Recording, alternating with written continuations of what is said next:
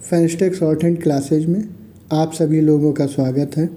यह dictation high court stenographer की परीक्षा को ध्यान में रखते हुए 85 वर्ड पर मिनट की स्पीड से 5 मिनट की रिकॉर्ड की गई है। आप सभी लोग तैयार हो जाएं। डिक्टेशन स्टार्ट होगी 5 सेकंड बाद।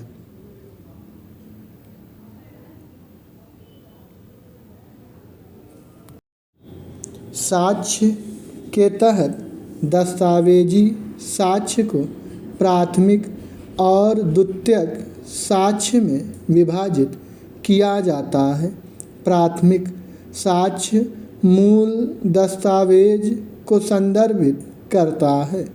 द्वितीयक साक्ष्य में वे दस्तावेज शामिल हैं जो कुछ शर्तों के तहत मूल की सामग्री को साबित कर सकते हैं। इसमें मूल को नष्ट करना या विरोधी पक्ष द्वारा उस पर कब्जा करना शामिल है। BSA इन प्रावधानों को बरकरार रखता है और दस्तावेजों की परिभाषा में स्पष्ट रूप से इलेक्ट्रॉनिक रिकॉर्ड को शामिल करता है, जबकि IEA इलेक्ट्रॉनिक रिकॉर्ड को द्वितीयक साक्ष्य के रूप में अनुमति देता है। BSA स्पष्ट करता है कि उचित अभिरक्षा से इलेक्ट्रॉनिक रिकॉर्ड को प्राथमिक साक्ष्य माना जाएगा जब तक कि उस पर कोई विवाद ना हो। यदि इलेक्ट्रॉनिक रिकॉर्ड कई फाइलों में रखे जाते हैं तो प्रत्येक फाइल को प्राथमिक साक्ष्य माना जाता है। इसके अतिरिक्त BSA परिभाषा को व्यापक बनाता है ताकि सेमी कंडक्टर मेमोरी या स्मार्टफोन, ईमेल, स्थान संबंधी डेटा और वॉइसमेल सहित संग्रहित डेटा को शामिल किया जा सके। पैरा इलेक्ट्रॉनिक रिकॉर्ड में छेड़छाड़ और बदलाव की संभावना बनी रहती है। 2014 में सुप्रीम कोर्ट ने इलेक्ट्रॉनिक रिकॉर्ड में हेरफेर के कारण न्याय में होने वाली विकृति को रोकने के लिए पर्याप्त सुरक्षा उपायों की आवश्यकता पर जोर दिया था।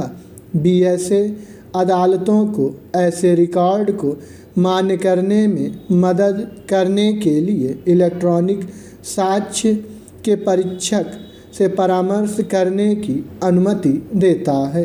हालांकि बिल में तलाशी और जब्ती या जांच प्रक्रियाओं के दौरान इलेक्ट्रॉनिक साक्ष्य की अखंडता सुनिश्चित करने के लिए स्पष्ट सुरक्षा उपायों का अभाव है। सिफारिशों में साक्ष्य के रूप में एकत्र किए गए इलेक्ट्रॉनिक रिकॉर्ड के लिए सुरक्षित हैंडलिंग और कस्टडी की उचित श्रृंखला को अनिवार्य बनाना शामिल है। कर्नाटक उच्च न्यायालय ने तलाशी और जब्ती के दौरान इलेक्ट्रॉनिक साक्ष्य की सुरक्षा के लिए दिशा निर्देश पेश किए हैं। इनमें तलाशी दल के साथ एक योग्य फॉरेंसिक परीक्षक की आवश्यकता शामिल है। यह जांच अधिकारी को तलाशी के दौरान जब्त किए गए उपकरणों का उपयोग करने और डेटा हानि या हेरफेर को रोकने के लिए इलेक्ट्रॉनिक भंडारण उपकरणों को पैक करने के लिए फैराडे बैग का उपयोग करने से रोकता है। यूरोपीय संघ में इसी तरह के प्रावधानों में यह सुनिश्चित करना शामिल है कि उत्पादन से लेकर हिरासत की श्रृंखला तक इलेक्ट्रॉनिक साक्ष्य के साथ छेड़छाड़ नहीं की गई है। इसमें अभियुक्त के अनुरोध पर IT विशेषज्ञ की भागीदारी और स्वीकार्यता के लिए समान न्यूनतम मानक स्थापित करने की आवश्यकता होती है। संयुक्त राज्य अमेरिका में इलेक्ट्रॉनिक रिकॉर्ड की प्रामाणिकता को स्वीकार्य माने जाने के लिए एक योग्य व्यक्ति द्वारा स्थापित किया जाना चाहिए था। स्टॉप।